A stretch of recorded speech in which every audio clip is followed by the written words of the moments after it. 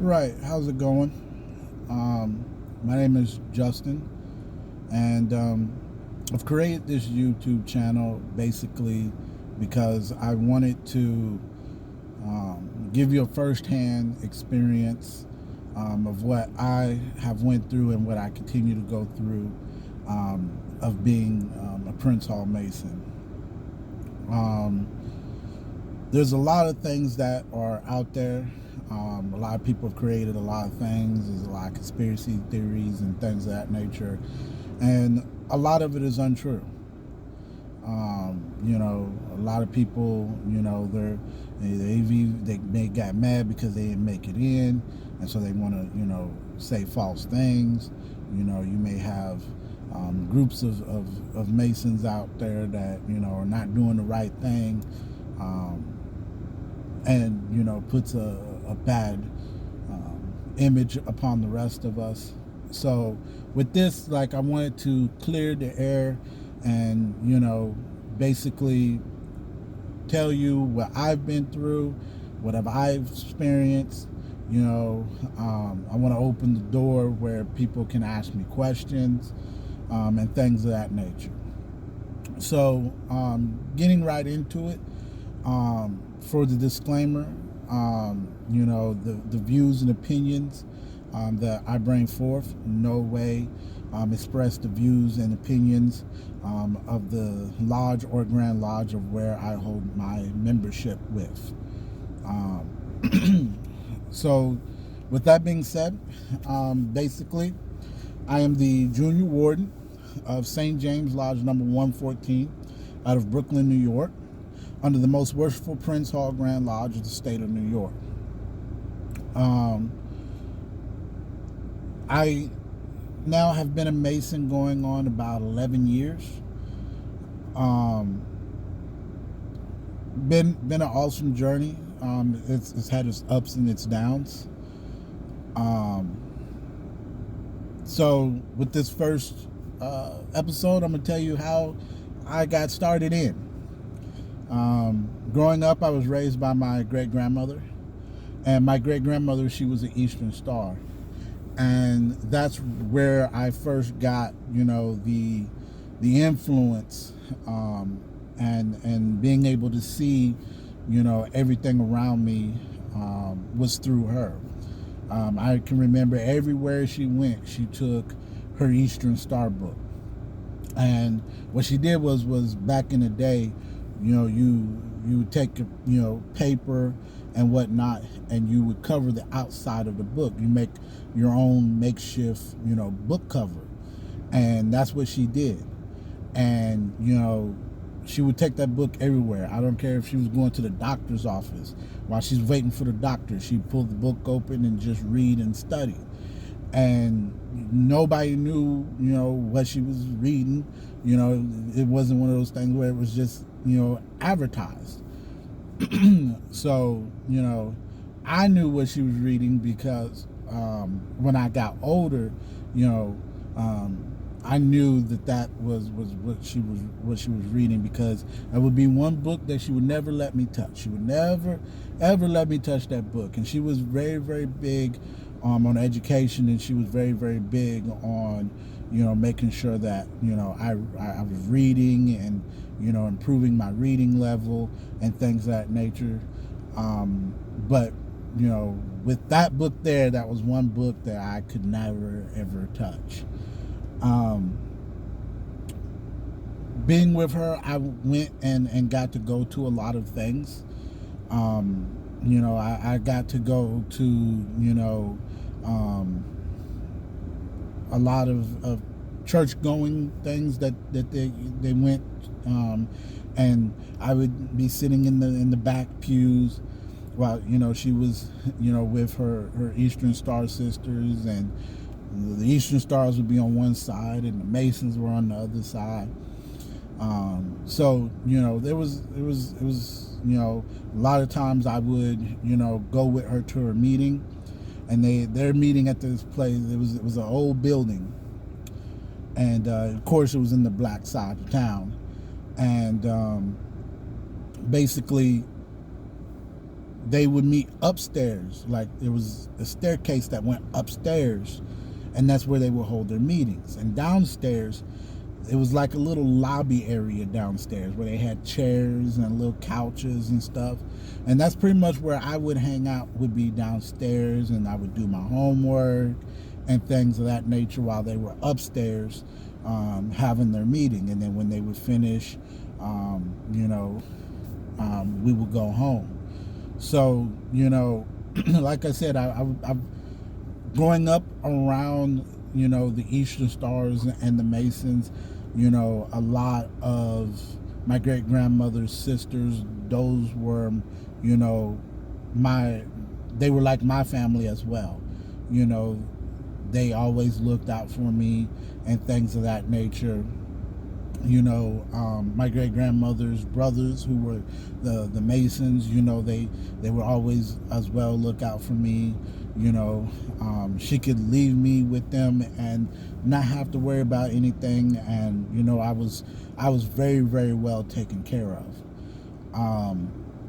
So growing up, like I said, that's that was my thing growing up, and I grew up during a time, in an area where every time you turn on the news, and you see the news and it related to like African Americans, it was something negative. It was something always negative. It was somebody got shot, somebody got robbed, this, that, and the third.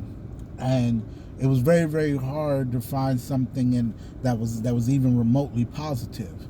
And here were these Masons and Eastern Stars, and everything that they did was positive. And then there was a lot of dignitaries that was a part of that. There was judges, there was, city officials, there was county officials, there were, this, that, and the third, you name it. There was a lot of important people that was a part of it.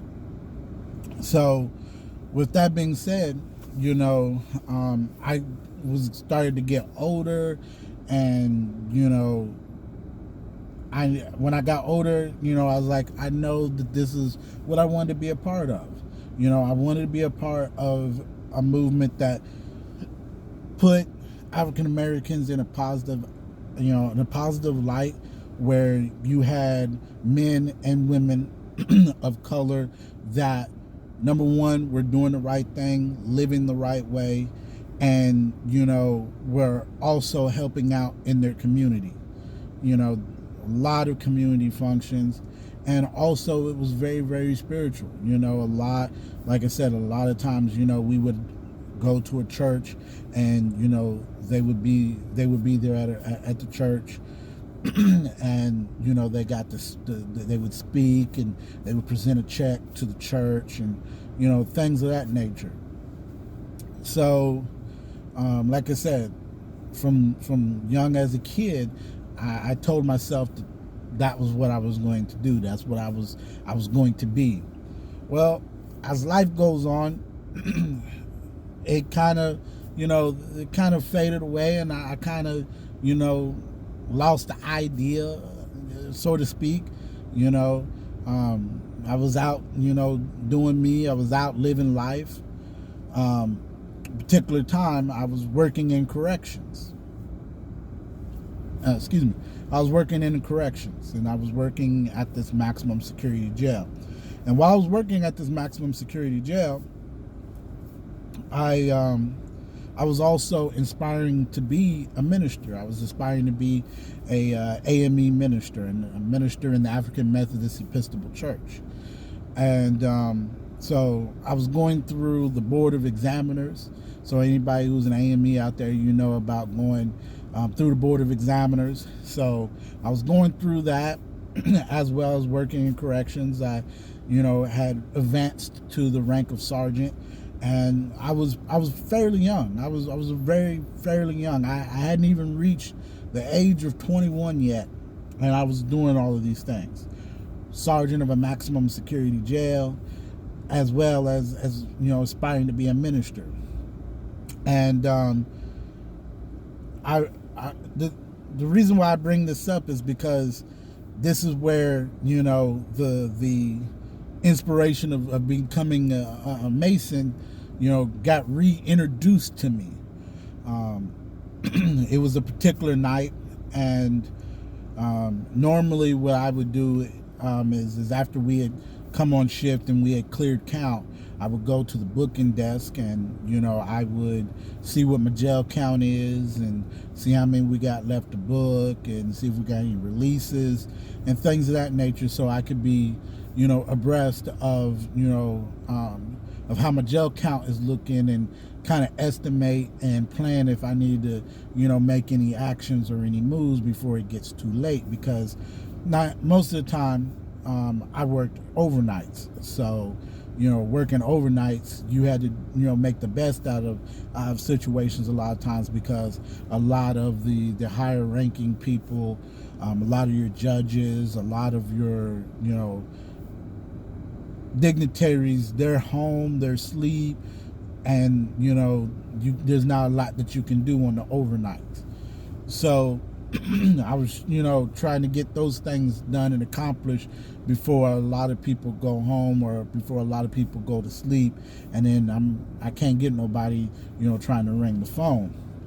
And so my booking officer, she knew that I was aspiring to be a minister, and so she's told me that there was a minister in the holding cell, and I'm like, really? And she's like, yeah, there's a minister in the holding cell. I think you should go talk to him. And I'm like, how do you even know that he's a minister?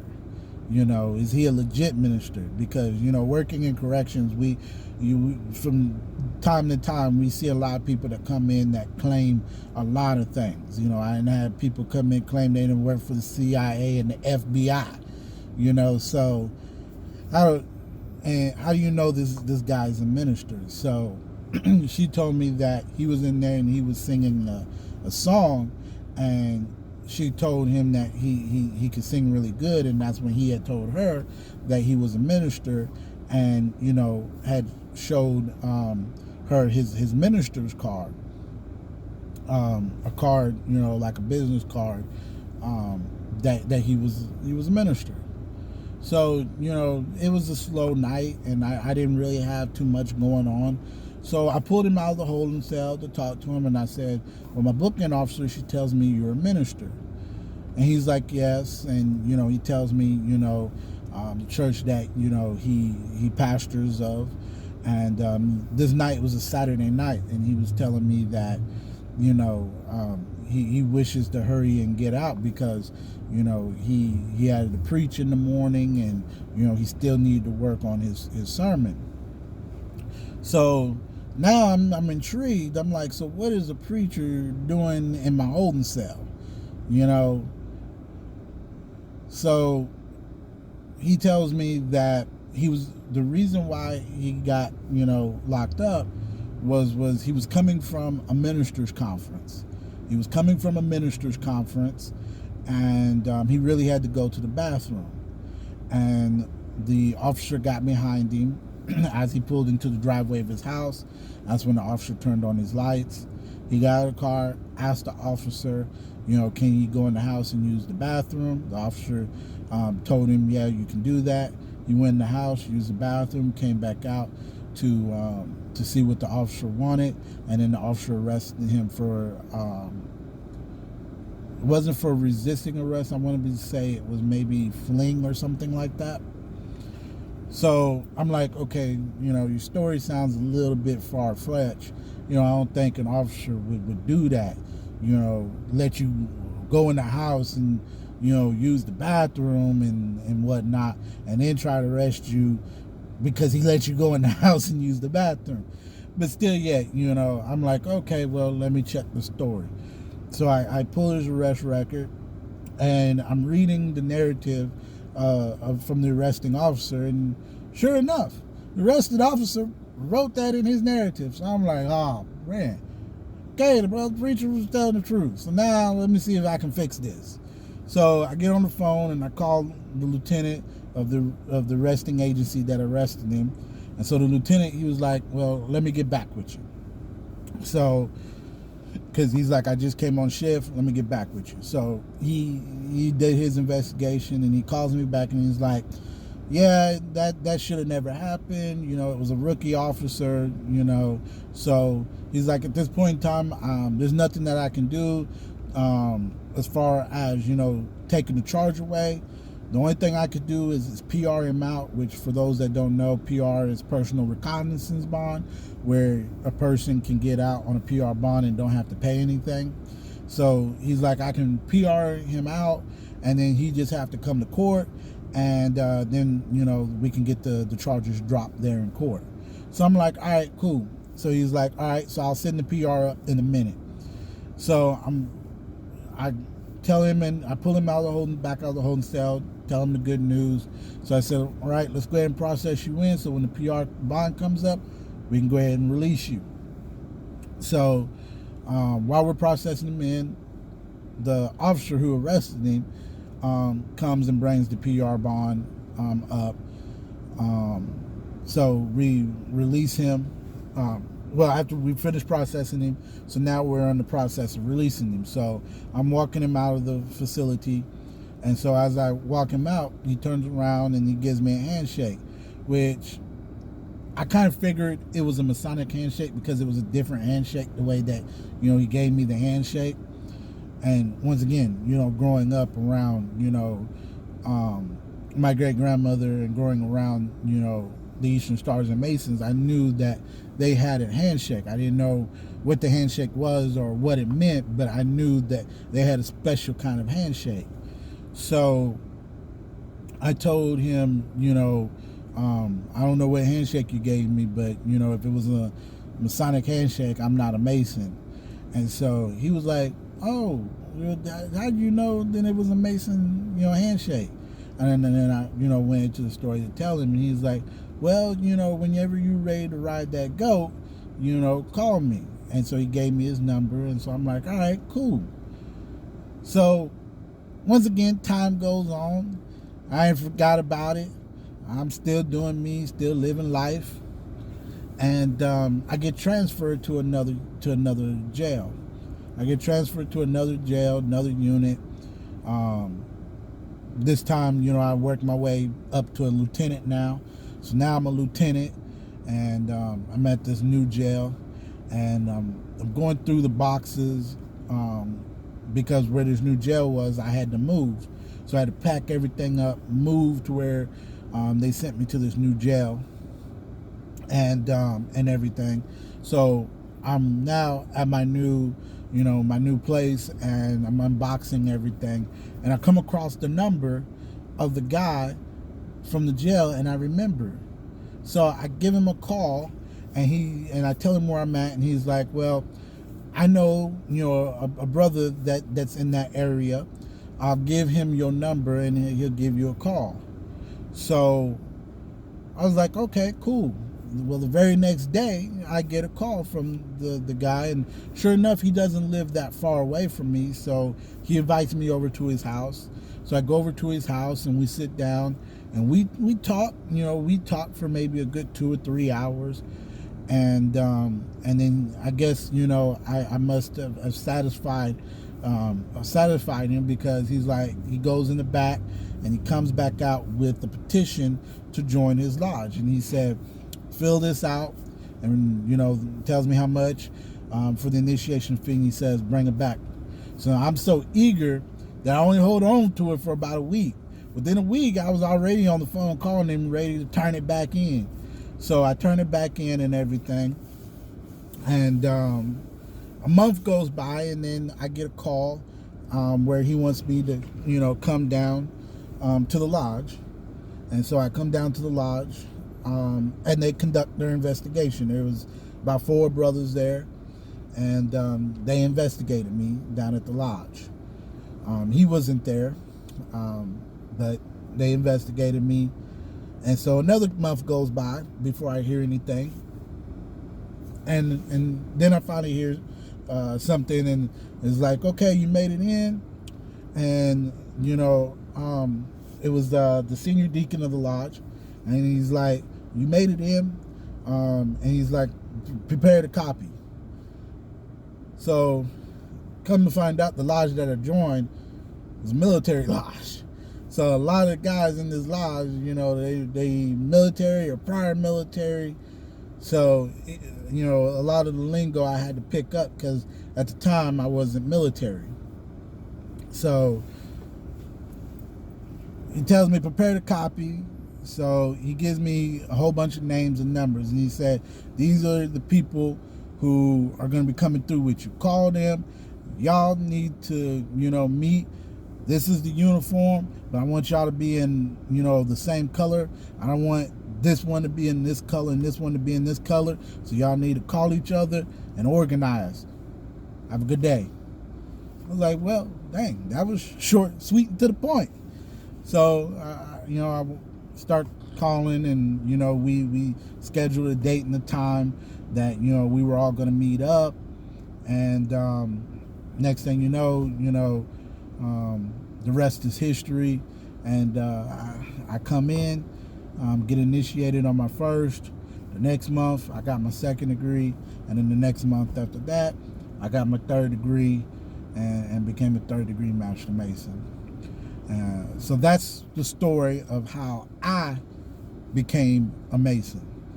One of the things I always like to tell people is if you find 7 different Masons and ask them how they joined, you will get 7 different answers. But I just wanted to share with y'all how I joined. And since I've joined, like I said, I loved it ever since. I know I made the right decision. Like I said, I truly love it. I've had some ups and downs with this organization, which I will go, in depth with, in other episodes. But, just wanted to get this first episode out, so people can, see the first episode, know what I'm going to be talking about. And, if you want to hear more and understand my journey in this organization, then hit the like button and also hit the subscribe button. That's what you do right there. If you can't tell, I'm from the South, so I got the South accent. Best believe that. Anyways, so like I said, I'll go further down the road in my travels. So thank you for watching. If you have any questions, post a comment. I'll address questions on other episodes, and things of that nature. Be well. For my brothers out there watching, travel safe. For my sisters out there, hey, keep the light shining.